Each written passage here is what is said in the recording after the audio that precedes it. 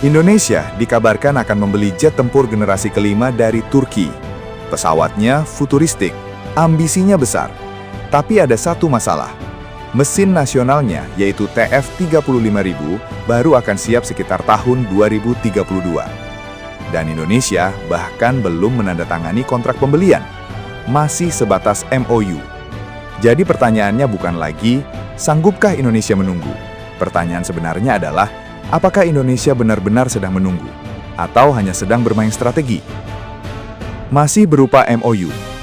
Indonesia saat ini berada pada tahap Memorandum of Understanding dengan Turki untuk kerjasama terkait pesawat tempur generasi kelima TAI TF-KAAN.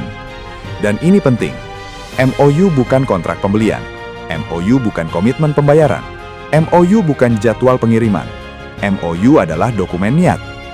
Dalam dunia pertahanan, MOU sering digunakan untuk mengunci jalur diplomatik, membuka peluang transfer teknologi, memberi sinyal geopolitik, menjaga opsi tetap terbuka. Apa artinya? Secara hukum, Indonesia belum terikat untuk membeli. Secara militer, belum ada satupun KAAN yang dijadwalkan masuk hanggar TNI Angkatan Udara. Masalah mesin, TF35000. KAAN saat ini masih menggunakan mesin interim buatan Amerika, yaitu General Electric F110. Namun Turki sedang mengembangkan mesin nasional sendiri, yaitu TF35000. Mesin inilah yang ditargetkan siap operasional sekitar tahun 2032. Dan disinilah letak persoalannya. Jika Indonesia ingin versi full Turkis dengan mesin domestik, maka produksi realistis akan terpenuhi setelah tahun 2032. Pengiriman ke Indonesia kemungkinan akan berlangsung sekitar tahun 2035 hingga 2038. Itu artinya, jika kontrak ditandatangani hari ini, Indonesia tetap harus menunggu hampir 1 dekade untuk versi finalnya. Apakah Indonesia punya waktu? Pertanyaan strategisnya adalah, apakah Indonesia mampu menunggu sampai pertengahan tahun 2035? Mari kita lihat realitasnya. Sebagian armada General Dynamics F-16 Falcon Indonesia sudah berusia tua.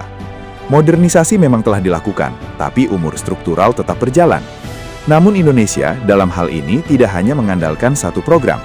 Indonesia sudah mengontrak Dassault Rafale, dan masih ada F-16CD 24 unit. Artinya, KAAN bukan solusi darurat. KAAN diposisikan sebagai opsi jangka panjang. Dimensi geopolitik. Kerjasama dengan Turki bukan hanya soal pesawat.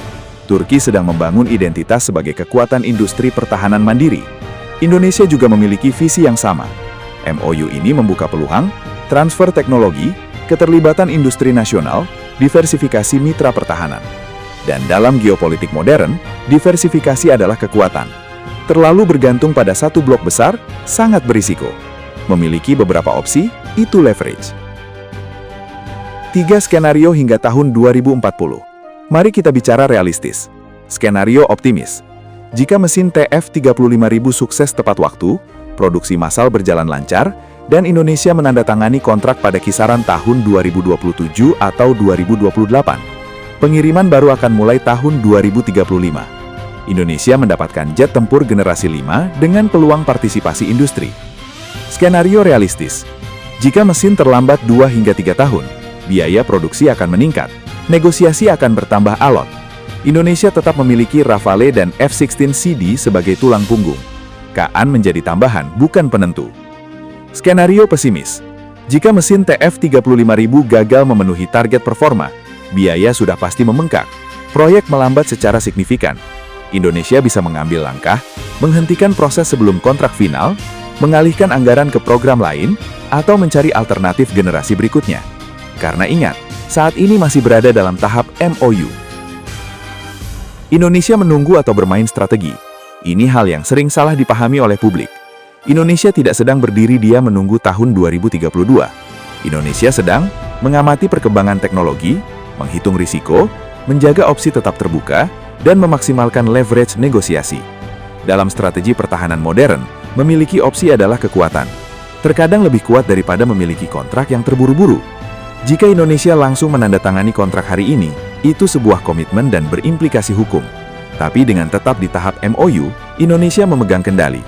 Dan dalam dunia pertahanan yang penuh ketidakpastian, kendali adalah segalanya. Jadi, sanggupkah Indonesia menunggu sampai tahun 2032? Mungkin. Tapi pertanyaan yang lebih cerdas adalah, apakah Indonesia perlu terburu-buru sekarang? Atau justru sedang bermain permainan yang lebih panjang? Waktu akan menjawab. Namun satu hal pasti, ini bukan sekedar soal mesin. Ini soal strategi masa depan pertahanan Indonesia.